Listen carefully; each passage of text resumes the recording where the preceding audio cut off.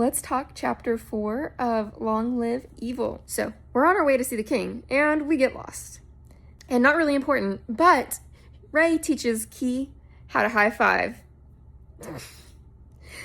But she finally remembers who Key is, and she's like, oh man, he's gonna crush on my sister. And, like, it's over for me. So far, that hasn't happened yet. In this chapter, at least. But they end up in the bone room. It's where they keep the bodies of the dead royals, something like that. And she's like, skirt, let's go.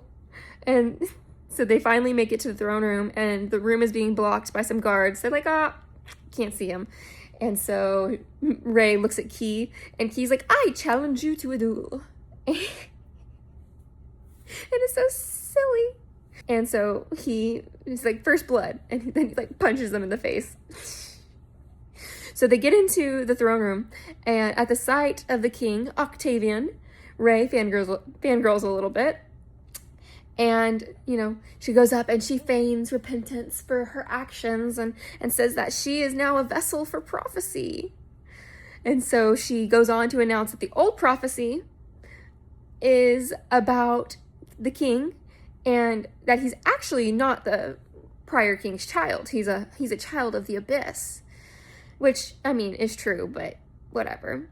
The king is intrigued, but the court is doubtful. And the king is doubtful as well, but you know, he's like, I could be emperor, yeah. What Rey's plan is to get declared a prophet, so people would hesitate to kill her, so that she can survive the year.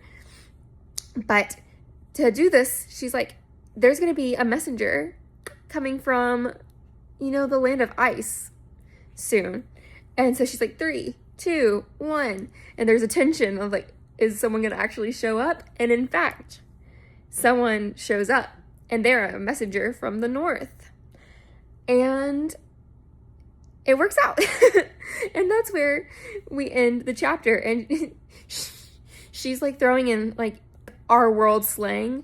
And so she said something AF. And she was like, they asked what it was. And she's like, as foretold. And there was other things, but she's like, boom. Holy prophecy. Anyways, that's the real end of the chapter, and I will see you in the next.